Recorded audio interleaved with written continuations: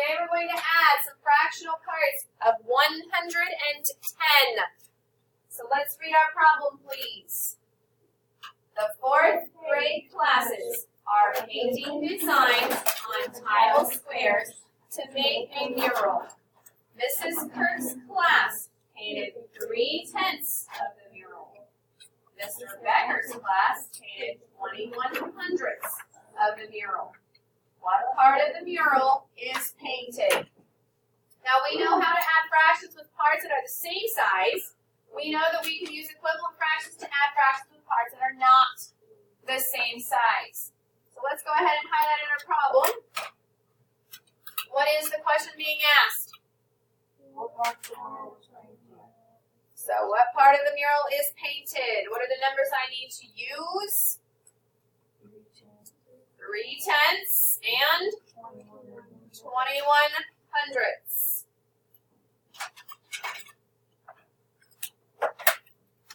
So we're going to find 3/10 plus 21/100 to find the amount of the mural that is painted. Step number 1 tells you to write 3/10 and 21/100 as a pair of fractions with a common denominator. So if you're thinking 100 is a multiple of 10, so you're going to use 100 as the common denominator. Yes? And if you look, you already have 10 and 100, so we're going to need to use the higher one for our common denominator, correct? All right, so if you look, they're taking the 3/10. Are they doing anything with the 21/100? No, because it's already in hundreds, right? We don't have to do anything to it. So they're going to take 10 times what number to get 100? 10. So that means I have to do the same thing on the top, which means I'm going to take 3 times 10 also. Yes? And what do I get when I do that? 30. Okay? So this is how I get 3/10 into hundreds. Have we done this before? Yes, we have. Now we're going to write the 3/10 plus the 21/100 using fractions with a common denominator. So we're not going to take 3/10. We're going to take 30/100. Add the 21/100 from before, and what do I get?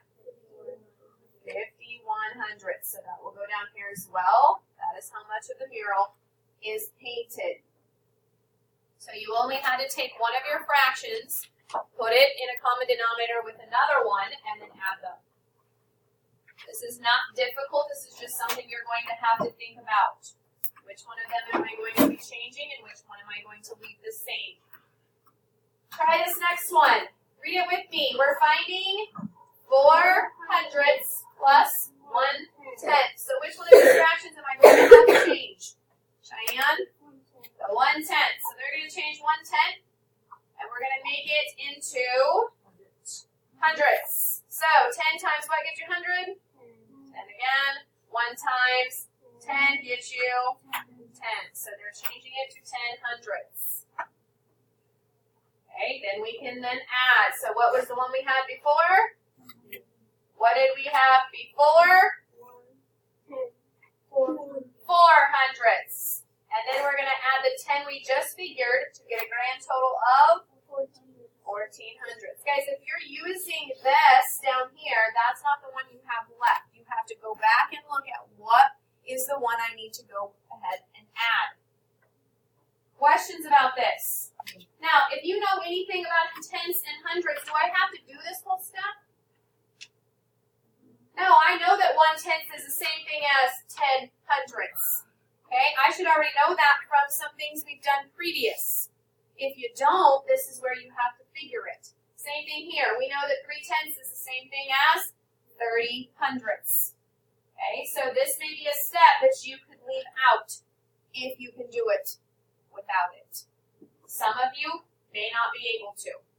What page? Following along. Some of you wonder why you can't do this on your own. This is why. When we're going over it in class, you're not paying attention.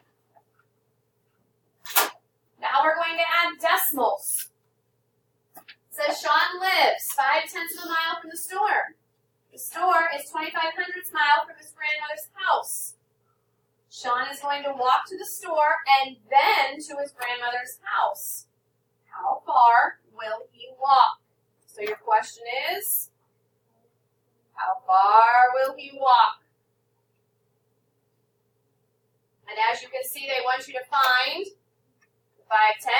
plus the 2500ths.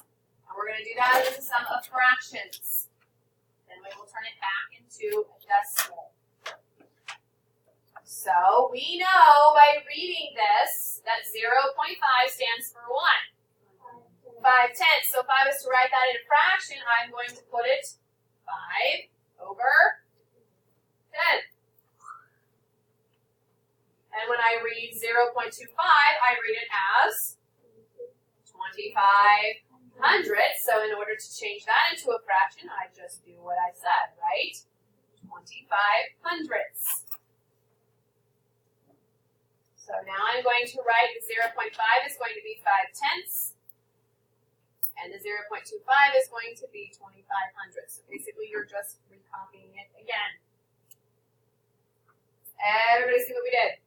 Changed our decimals to fractions. Okay?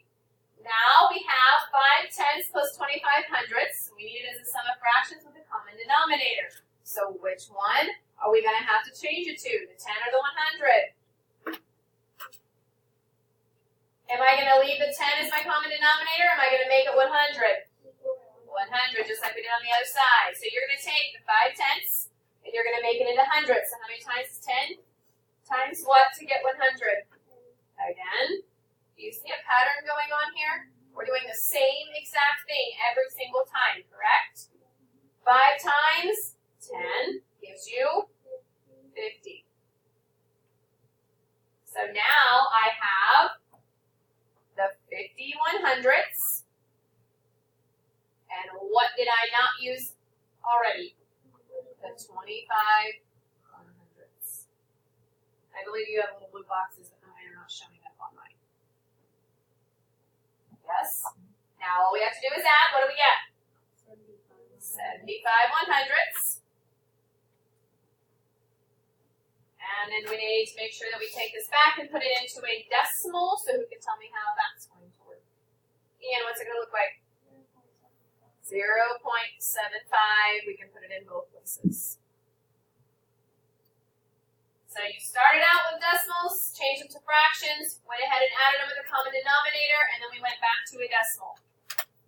Starting with a decimal, 2 fractions, back to decimal. Okay? I want to look at this math tab before we go on to the bottom one here. It says to explain why you can think of 25 cents as either a fourth of a dollar or 2500ths. How can I think of all this being the same thing here? Eden? Because 25, it goes into 100 4 times. Okay. So that gives you 1/4. All right. And there's always 100 cents in a dollar, so that makes it 25 100. Okay. And you know that there's how many quarters in a dollar? 4. See where the 1/4 comes in there? Okay. Everybody kind of following that? So your 25 cents, your 1/4 of a dollar, and your 2500ths is all the same thing. Yes? Okay. Let's try this one down here. This time you're going to add some money.